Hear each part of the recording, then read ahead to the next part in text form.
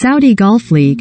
What next for the SGL after star players commit their futures to the PGA Tour? Dustin Johnson and Bryson DeChambeau join several high-profile players, including Rory McIlroy, Jon Rahm, Justin Thomas and Brooks Koepka in opting against joining the proposed Saudi Golf League. Listen to the full debate on the new Sky Sports Golf podcast. The golfing world has been dominated by speculation around a possible Saudi-backed breakaway league, but can the plans survive when many of the world's top players have ruled themselves out? Rory McIlroy said that the contentious proposal, spearheaded by Live Golf Investments and former world number 1 Greg Norman, was dead in the water after a wave of golfers committed their allegiance to the PGA Tour. Recommended. 1/5. Saudi Golf League. Phil Mickelson's stance is confusing and doesn't make sense, says Rich Beam. Read more. Recommended by Dustin Johnson and Bryson DeChambeau both released statements on social media to confirm they wouldn't sign up to the SGL, which is yet to announce details about tournaments and formats, but reported to have a $1.5 billion fund to try and lure players into a move. Saudi Golf League. What have the players said? Is the SGL a gamble for younger players? Share. This is a modal window. Unsupported location. The video you are trying to watch cannot be viewed from your current country or location. Tiger Woods, world number 1 Jon Rahm, Colin Morikawa, Justin Thomas and Brooks Koepka are among the other high-profile players to elect against appearing in the SGL, with the latest Sky Sports Golf podcast debating whether the league can still go ahead without many of the sports star names. The Saudis haven't come this far just to say, oh, okay, well forget about it, Jamie Spence told the Sky Sports Golf podcast. They've come a long way and this has been going on for a long time, for many years in the background, to try and form this league.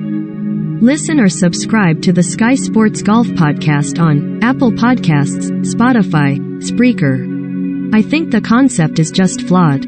What about the mini tours, the college system in the States, the Challenge Tour, the Q schools and all these guys wanting to come through? What does Greg Norman think? That the PGA Tour and the DP World Tour are just going to become feeder tours for this Saudi venture? It's a nonsense really. Will players follow Mickelson's lead? 6-time major champion Phil Mickelson took aim at the PGA Tour for their supposed poor financial treatment of players, saying earlier this month that the tour's obnoxious greed has really opened the door for opportunities elsewhere. Mickelson seemed to backtrack this week by saying his alliance with the Saudi Golf League has been a ruse to leverage the PGA Tour, and this is a once-in-a-lifetime opportunity to reshape how the PGA Tour operates. And on Tuesday, he apologized for his reckless comments and said that they do not reflect my true feelings or intentions. He said, "It was reckless, I offended people, and I am deeply sorry for my choice of words. I am beyond disappointed and will make every effort to self-reflect and learn from this." Mickelson has really dug himself a massive hole that I am not sure he's going to get himself out of, because the public aren't stupid and neither are the journalists, Spence added. I always thought the journalists in the States would be the driving factor in this, because once they start pointing out the facts there's so much to talk about. Share. This is a modal window. Unsupported location. The video you are trying to watch cannot be viewed from your current country or location. It has become Phil Mickelson driven, but I just think he has been used as a pawn by the Saudis to front up their exploits and their attempted conquest of golf. They're trying to pin their tails on Mickelson and Bryson DeChambeau, but it all seems to be unraveling at the moment, doesn't it? Players are going to be swayed by the public opinion and what everyone is talking about in the press and everything else. I thought Bryson's was slightly open-ended. He was more interested in getting himself healthy and then seeing which way the wind blows. A lot of players are sitting on the fence with this, waiting to see which way it goes. So many players are waiting in the wings, thinking that if it gets going ill, just join it.